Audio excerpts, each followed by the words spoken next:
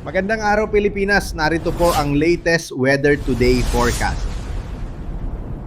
Magandang hapon sa ating lahat at narito nga ang latest update hinggil nga sa binabantayan nating bagyo na si Tropical Depression Wilma.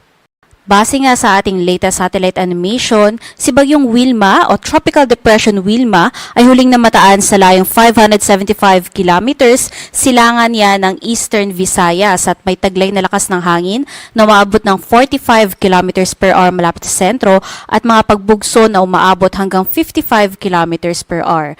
May kabagalan nga yung kinikilos nito, pakanluran, timog kanluran, at umaabot nga yan ng 10 kilometers per hour. At sa kasalukuyan nga, nakakitaan na nga natin ang epekto dito yan sa may Eastern Visayas, maging dito sa may Central Visayas. May mga nare-record na nga tayong mga malalakas na mga pag-ulan at pagbugso nga ng hangin. Maging sa mga ilan-ilang bahagi nga ng Bicol region, nakararanas na rin ng mga malalakas na mga pag-ulan dahil naman sa shear line.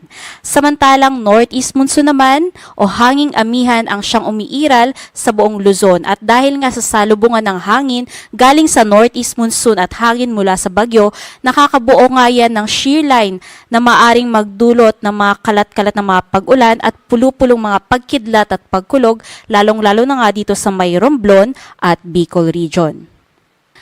Base naman sa latest forecast track ng Pag-asa, inaasahan nga natin na bukas ng hapon, malapit na nga yan dito sa may silangan ng Giwan Eastern Samar, nasa layong 105 kilometers. At inaasahan na nga natin na maaari na nga yung maglandfall dito sa may Eastern Visayas o di kaya naman sa may parte ng Dinagat Islands bukas ng hapon hanggang sa Linggo or sa Sabado ng madaling araw. At inaasahan natin pagsapit naman ng Sabado ng hapon, nasa vicinity na nga yan ng Javier Leyte.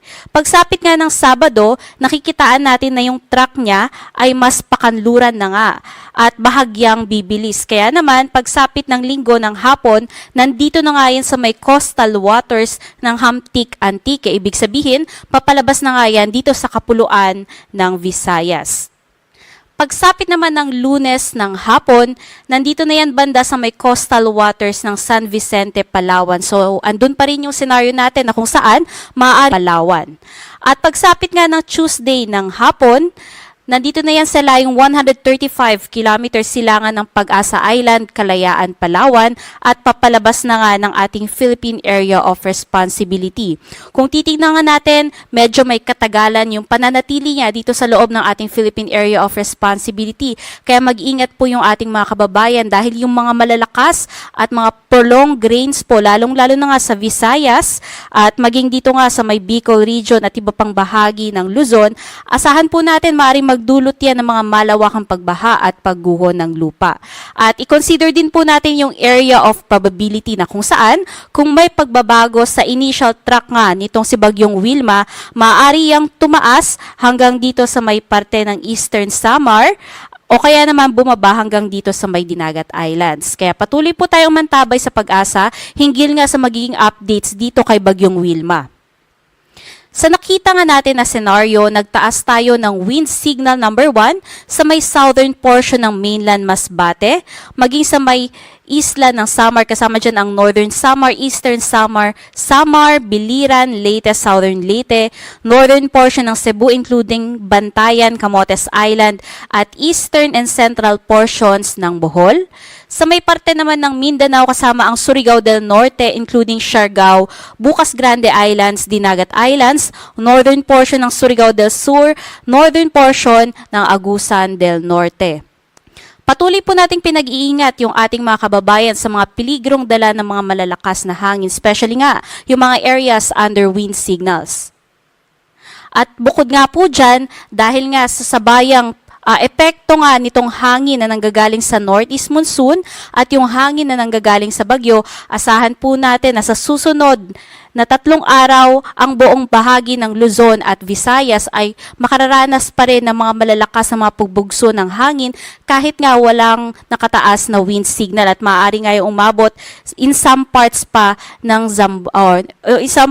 Mindanao dito sa may Zamboanga Peninsula at Misamis Occidental. In terms naman ng mga ine-expect natin ng mga malalakas na mga pag-ulan, dahil nga sa pinagsamang epekto ng shear line at nung bagyo po nating si Wilma, asahan nga yung pinakamatataas ngayong hapon hanggang bukas ng hapon ay nandito nga sa may Catanduanes, Albay, Sorsogon, maging sa may Northern Samar, Samar, Biliran at Southern Leyte na kung saan umaabot nga yan ng 100 to 200 millimeters. Muli, pag sinabi po natin na ganitong kadami ng bagyo, maaari na po yung magdulot ng malawakang mga pagbaha at pagguho ng lupa. Kahit po yung mga areas na under assessment natin ng moderate susceptibility, mag-expect na po tayo ng possibility ng mga pagbaha or floodings at landslides.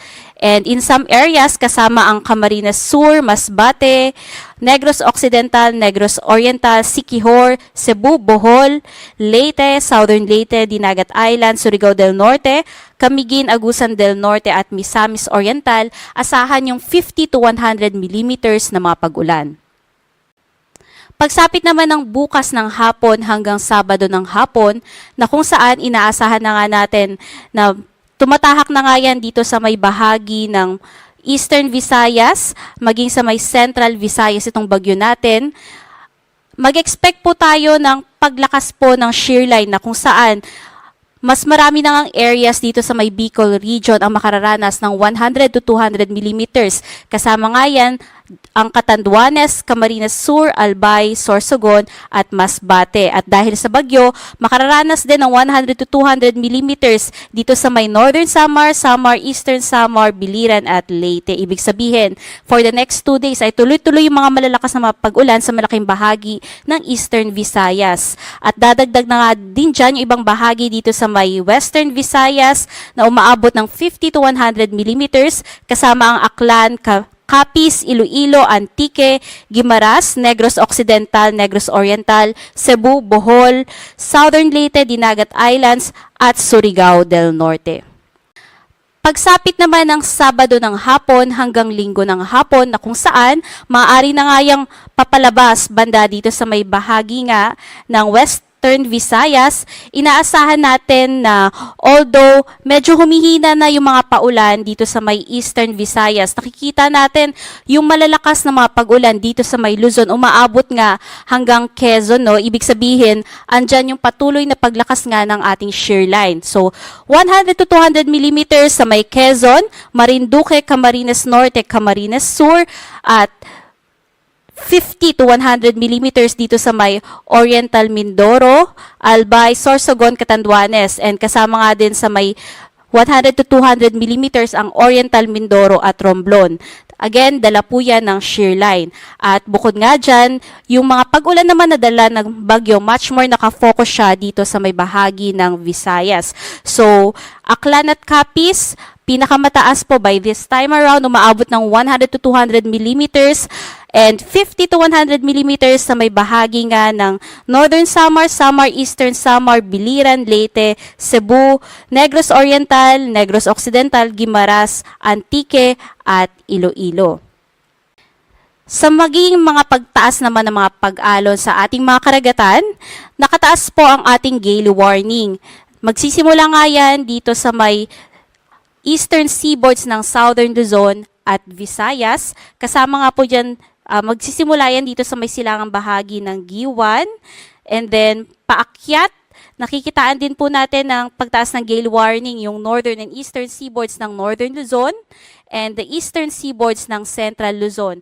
At maging dito nga sa buo, iikot po yung ating gale warning, no, dito sa may northern seaboards ng Northern Luzon hanggang sa western seaboards ng Luzon, kasama nga po dyan ang seaboards ng Ilocos Norte at sa may bandang northern seaboards ng Ilocos Sur. Kaya muli, inaabisuhan po natin lahat ng sasakyang pandagat na ipagpaliban po muna yung paglalayag dahil napakataas na mga ina-expect po nating alon.